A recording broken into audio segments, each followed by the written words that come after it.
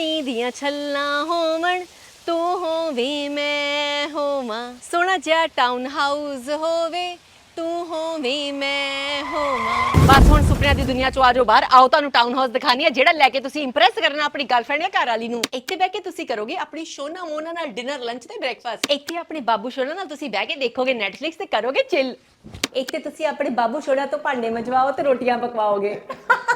ਵੈਸੇ ਤਾਂ study room ਹੈ, ਪਰ ਤੁਸੀਂ ਆਪਣੇ ਰਿਸ਼ਤੇਦਾਰਾਂ ਨੂੰ ਇੱਥੇ ਬੈੱਡ ਲਾ ਕੇ ਤਾੜ ਵੀ ਸਕਦੇ ਹੋ ਤੇ ਸਵੇਰੇ ਸਵੇਰੇ ਉਹਨਾਂ ਦਾ ਮੂੰਹ ਦੇਖਣ ਦੀ ਵੀ ਲੋੜ ਨਹੀਂ ਆ। ਬਾਥਰੂਮ ਵੀ ਉਹਨਾਂ ਦਾ ਅਲੱਗ ਹੈਗਾ। ਇਹ ਹੋਊਗਾ ਜੀ ਤੁਹਾਡਾ ਰੋਮਾਂਟਿਕ ਜਿਹਾ ਰੂਮ। ਇੱਥੇ ਤੁਸੀਂ ਲਾਓਗੇ ਮੇਕਅਪ ਤੇ ਉਸ ਤੋਂ ਬਾਅਦ ਤੁਸੀਂ ਬਾਲਕਨੀ ਦੇ ਵਿੱਚ ਬੈਠ ਕੇ ਇਕੱਠੇ ਕਰੋਗੇ ਬਾਰਬੀਕਿਊ ਤੇ ਬਾਕੀਆਂ ਨੂੰ ਤਾੜੋਗੇ। ਇੱਧਰ ਹੈਗਾ ਜੀ ਤੁਹਾਡਾ ਦੂਜਾ ਬੈਡਰੂਮ, ਇੱਧਰ ਹੈਗਾ ਜੀ ਤੁਹਾਡਾ ਤੀਜਾ ਬੈਡਰੂਮ, ਇੱਥੇ ਤੁਹਾਡਾ ਹੈਗਾ ਜੀ ਚੌਥਾ ਬੈਡਰੂਮ ਤੇ ਇੱਥੇ ਤੁਸੀਂ ਦੋਸਤਾਂ ਨਾਲ ਬੈਠ ਕੇ ਗੱਪਾਂ ਮਾਰੋਗੇ ਤੇ ਹਾਸਿਆ ਖੇਡੀਆਂ ਕਰੋਗੇ। ਹਾਂਜੀ, ਫਿਰ ਟਾਊਨ ਹਾਊਸ ਪਸੰਦ ਆਇਆ? ਜੇ ਪਸੰਦ ਆਇਆ ਤਾਂ ਫਿਰ ਭੇਜੋ ਹੁਣੇ ਦੇ ਹੁਣੇ ਟੋਕਨ ਮਨੀ, ਕਿਉਂਕਿ ਡਮੈਕ ਆਈਲੈਂਡ ਦਾ ਫੇਜ਼ 2 ਲਾਂਚ ਹੋ ਰਿਹਾ ਹੈ। ਇਸ ਤੋਂ ਪਹਿਲਾਂ ਸੋਲਡ ਆਊਟ ਹੋ ਜੇ, ਆਪਣਾ ਪੈਸਾ ਹੁਣੇ ਦੇ ਹੁਣੇ ਮਮਤਾ ਨੂੰ ਭੇਜ ਦਿਓ ਤੇ ਕਾਲ ਮੀ।